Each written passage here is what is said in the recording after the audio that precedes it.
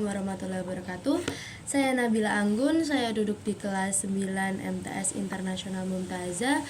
Di sini di kesempatan kali ini saya akan membawakan sebuah ringkasan tentang satu bab dari suatu kitab yang telah dikaji oleh Al-Ustadz Aska Fikran Mukodam MC yang telah dikaji ketika bulan Ramadan di sini di Pondok Pesantren Mumtazah. Nah, bab yang akan saya bawakan ini tentang bab adabul muta'alim, yakni adab-adab untuk seorang pelajar. Nah, guys, sebagai seorang pelajar kita harus tahu nih adab-adab untuk kita, karena itu tuh adab tuh sangat penting bagi kehidupan kita semua. Untuk bertata krama, khususnya untuk orang Indonesia, karena Indonesia sangat menjunjung tata krama. Oke guys, langsung aja masuk ke segmen yang ditunggu-tunggu. Ya, ini wajib bagi penuntut ilmu atau hal-hal yang harus dilakukan oleh penuntut ilmu, yakni mengikhlaskan niat. Nah, kita tuh niatnya tuh harus lurus, harus lillahi ta'ala, nggak boleh kayak neko-neko, nggak boleh untuk nanti niatnya nanti aku mau jadi ustadz, nanti biar dapat duit, nanti kalau misal aku berilmu nanti aku dikasih kayak junjungan sama teman-temanku, kayak gitu nggak boleh. Jadi kita harus ikhlas lillahi ta'ala. Nah, yang kedua, kita tuh harus memutus segala sesuatu atau ikatan yang menjadi penghalang atas kesempurnaan tujuannya. Nah, kesempurnaan tujuannya itu kesempurnaan tujuan kita menuntut ilmu. Jadi kita kayak memutus, kayak kita tuh harus menghilangkan dari kegiatan-kegiatan yang bakal menghalangi kita untuk lurus ke tujuan kita, lurus ke tujuan menuntut ilmu. Nah, selanjutnya, bersegeralah menuntut ilmu ketika kalian itu masih kecil, masih muda. Seperti dalam Mahfudzat mengatakan, menuntut ilmu di waktu muda seperti mengukir di atas batu, dan ketika menuntut ilmu di masa tua atau di masa dewasa seperti mengukir di atas air. Karena mengukir di atas batu itu sangat susah prosesnya, namun melekatnya sampai ketika kalian tua. Namun menuntut ilmu ketika kalian sudah dewasa, ketika kalian sudah berumur, itu sangat mudah diingat sekali, tapi tidak dalam jangka lama. Jadi langsung hilang gitu aja lah guys. Nah, terus selanjutnya, tidak tertipu tipuan atau godaan untuk menunda-nunda sesuatu, karena itu adalah penyakit penuntut ilmu. Nah, kita juga kayak selalu menghindari kalau misal kita udah mau ngerangkum kitab nih. Ngerangkum kitab artinya nih, kayak kita tuh deadline-nya tanggal 18. Nah, tapi dari tanggal 12, 13, 14, 15, 16, 17 itu kita tuh jangan kayak menunda-nunda pekerjaan. Allah, nanti kan masih ada besok buat aku ngerangkum gitu. Itu nggak boleh guys. Harus kayak, bukan nggak boleh ya, kayak menghindari dari pikiran tersebut itu loh. Karena sesungguhnya pikiran menunda-nunda, kayak sikap yang menunda-nunda itu tuh emang penyakitnya penuntut ilmu. Jadi emang harus pinter-pinternya kita untuk menghindari hal tersebut. Nah, selanjutnya, tidak iri dan sombong ketika mendapatkan kefaedahan dalam menuntut ilmu. Kita juga nggak boleh sombong nih, kayak, woi aku loh udah khatam 30 juz, itu nggak boleh. Nah, kita juga nggak boleh iri kalau misal kita susah banget nih, kayak Al-Quran tuh masuk ke otak gitu, kayak susah ngafal gitu. Nah, terus tiba-tiba ada teman kita yang ngafalnya itu cepet, murojaahnya lancar. Kita tuh nggak boleh iri, tapi kita juga harus kayak, oh iya dia aja bisa, pasti aku juga bisa walaupun prosesnya susah. Nah, kalian juga harus menikmati proses guys, biar karena emang paling enak tuh proses gitu loh dalam menjalankan sebuah tugas atau menjalankan sebuah pekerjaan gitu. Oke, lanjut. Membersihkan hatinya dari kotoran-kotoran agar diri atau tubuhnya bisa menerima Al-Quran dan menghafalkannya dan mendapat hikmahnya. Nah, kitab ini tuh kan emang Fathul Karim Al-Manan li adabil hurmatil Quran. Jadi kayak emang kitab ini tuh buat menghormati Al-Quran, buat adab-adab untuk Al-Quran. Jadi emang mungkin emang dikhususkan untuk adab kita kepada Al-Quran, untuk tadabbur Al-Quran. Nah juga ini salah satu adabnya ini disebutkan membersihkan hatinya dari kotoran-kotoran. Nah kotoran-kotoran tuh apa aja sih? Kayak maksiat, kayak apa, suka nggak puasa, padahal waktu bulan Ramadan kita tuh harus membersihkan hati, membersihkan dari iri, dari dengki, kita harus membersihkan agar Al-Quran itu bisa masuk gitu loh ke dalam diri kita. Nah kan juga Al-Quran tuh masuk dalam diri kita kan juga atas ridho Allah kan. Coba kalau misal hati kita kotor, pikiran kita kotor, penuh dengan maksiat, gimana mau masuk Al-Qurannya? Kan Allah belum ridho gitu. Nah terus selanjutnya, hendaknya semangat dalam belajar dan tekun dalam belajar di semua waktunya. Nah itu tuh emang kita tuh harus sebisa mungkin selalu semangat, nggak boleh loyo, nggak boleh apa. Apalagi bulan puasa kan kita emang nggak makan, nggak minum, tapi kita tuh nggak boleh kayak aku puasa, aku lemes, aku nggak bisa nih, aku nggak bisa ikut kajian. Nggak boleh gitu guys, emang harus semangat, harus tekun dalam belajar sebisa mungkin deh pokoknya. Karena kesempatan belajar kita tuh nggak datang 2 kali gitu loh, nggak boleh menyanyiakan juga kan. Nah terus selanjutnya, tidak puas dengan sedikit pencapaiannya, padahal dia itu bisa menghasilkan yang lebih daripada yang telah dia dapat. Kayak misal aku udah hafal 1 juz, alhamdulillah banget, oh my god kok bisa sih aku hafal 1 juz dalam waktu gini. Nah kita nggak boleh kayak mengagungkan, kayak mengkagumi diri sendiri, padahal terus kita juga nggak boleh merasa puas kayak oke, aku udah hafal 3 juz, hafal 2 juz, udahlah bodo amat gitu. Kita nggak boleh gitu guys, kita harus kayak menambahkan list yang harus kita capai. Nggak boleh kita kayak nggak boleh puas dalam hal sekecil itu gitu loh. Dan selanjutnya, tapi maksudnya gini guys, oke. Jadi kan kita nggak boleh merasa puas dengan hal sedikit, tapi kita juga nggak boleh memaksakan diri kita untuk terus mengejar targetnya gitu. Takutnya kalau misal nih aku punya target 30 juz, setelah lihat kajian ini nih kayak nggak boleh puas dengan hal kecil, aku langsung kayak setiap malam sih, kayak malam ini langsung ngaji langsung ziyadah 30 halaman, nggak mungkin tapi. Nah itu tuh dikhawatirkan kalau misal kita terus gitu, misal kita 3 hari udah melaksanakan pekerjaan seperti itu, kayak pekerjaan kayak nyerok lah bahasa Jawanya, itu nggak boleh guys. Nanti dikhawatirkan kita tuh kayak bosen gitu, halah dari kemarin kan aku udah setoran ke Ustazah 1 juz gitu, udahlah capek, bosen, besok lagi. Nah itu malah kembali ke materi di atas ya guys. Nah kita malah puas dengan hal kecil, itu nggak boleh ya guys. Nah dianjurkannya juga kita tuh kayak datang lebih awal daripada syekh. Kita juga sebisa mungkin jangan telat. Nah telat itu sebenarnya bukan hanya kedisiplinan yang disangkutnya, tapi juga kita adab lah terhadap syekh atau terhadap guru kita. Nah selanjutnya, tidak memberikan giliran atau antrian kepada orang lain. Misal kita lagi antri, disuruh syekhnya tuh ini kamu ini, tapi kita tuh kayak gara-gara kita belum hafal, kita belum lancar, kita tuh memberikan pada orang lain gitu. Tapi itu nggak boleh guys, harus atas izin syekh atau guru kita atau ustadzah kita. Kemudian tidak kagum pada dirinya sendiri, seperti yang tadi saya jelaskan. Tidak puas dengan sedikit pencapaiannya tuh tadi yang saya jelaskan juga sedikit mencakup poin ini. Tidak iri kepada orang yang Allah beri kefaedahan dalam belajar. Nah ini juga sudah, tidak iri dan tidak sombong ketika mendapatkan kefaedahan. Nah kita juga wajib memandang syekh, memandang guru kita dengan pandangan penghormatan. Bukan kayak aku mau mandang syekhnya dengan penghormatan, aku harus nunduk ke syekhnya, aku harus kayak hormat kepada syekhnya biar aku dikira anak alim. Nah itu salah besar.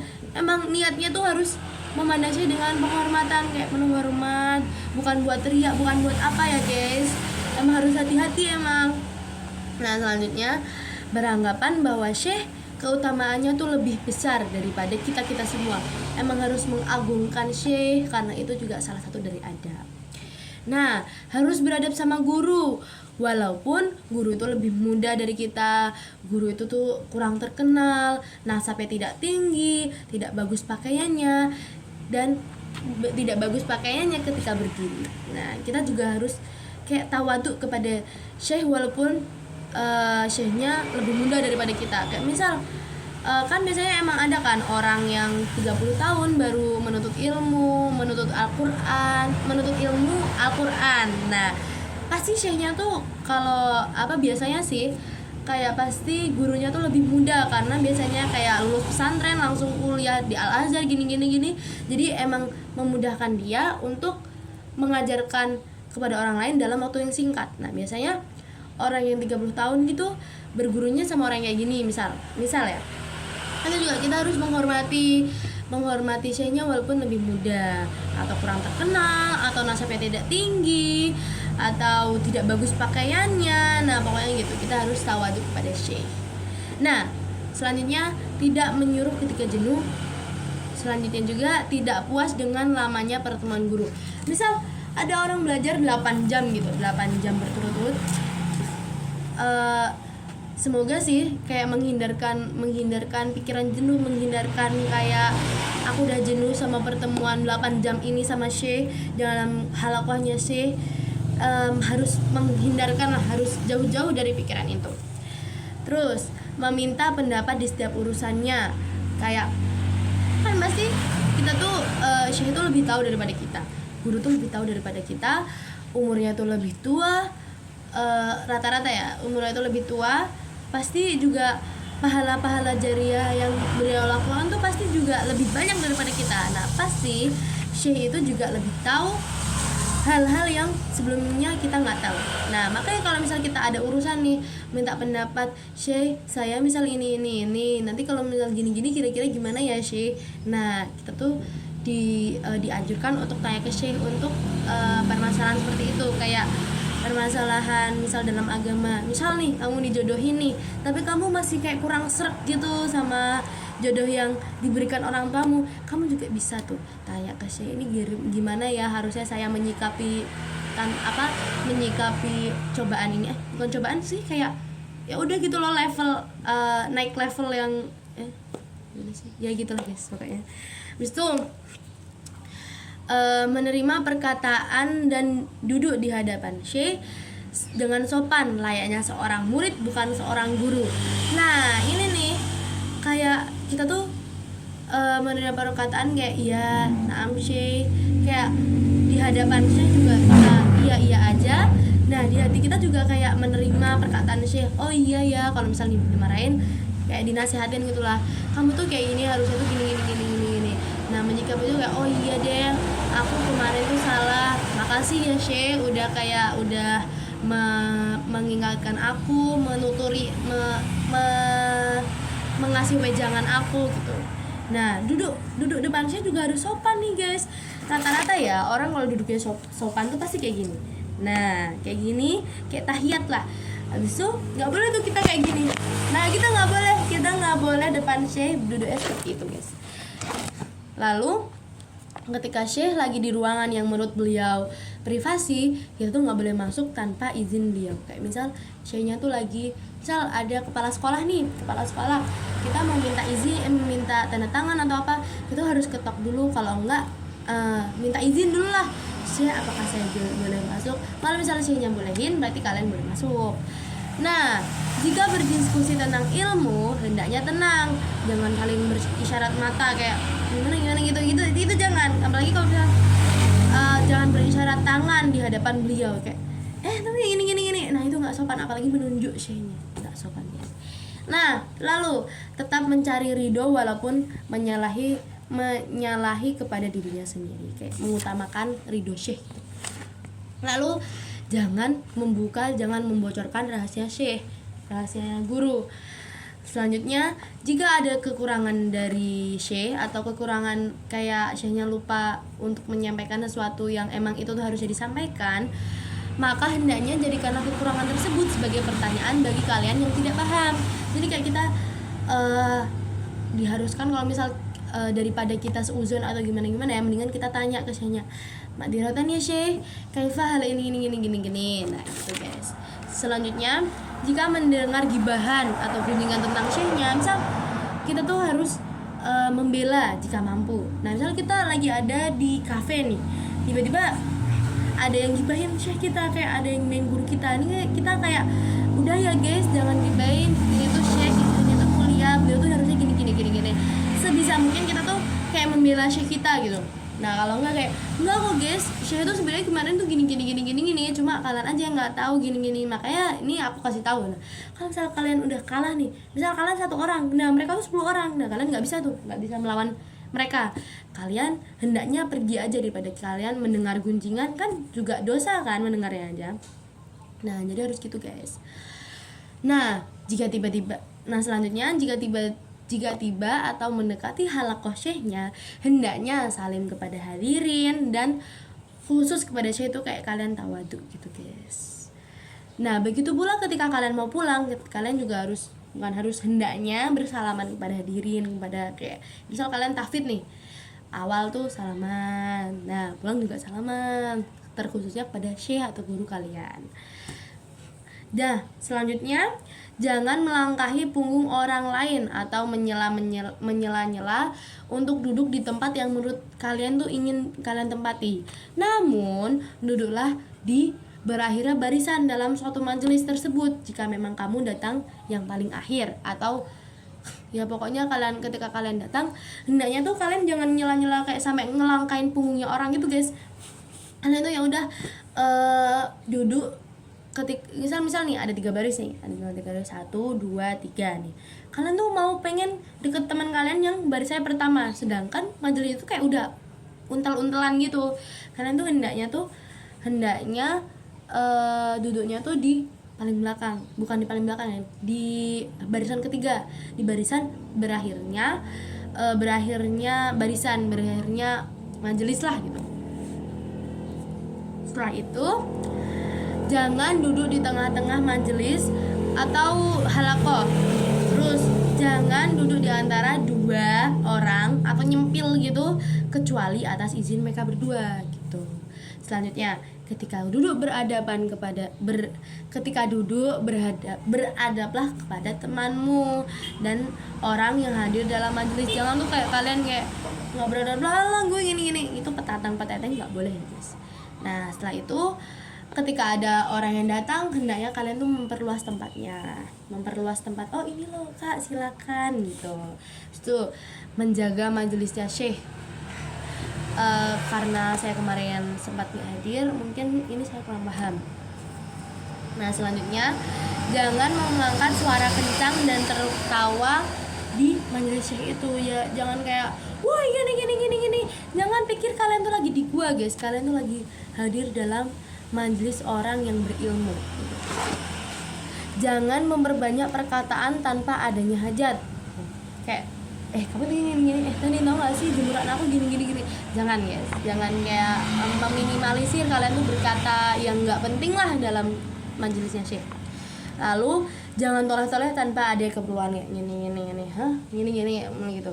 Habis itu mendengarkan syekh, menghadap beliau, mendengarkan perkataan beliau, kalamnya beliau.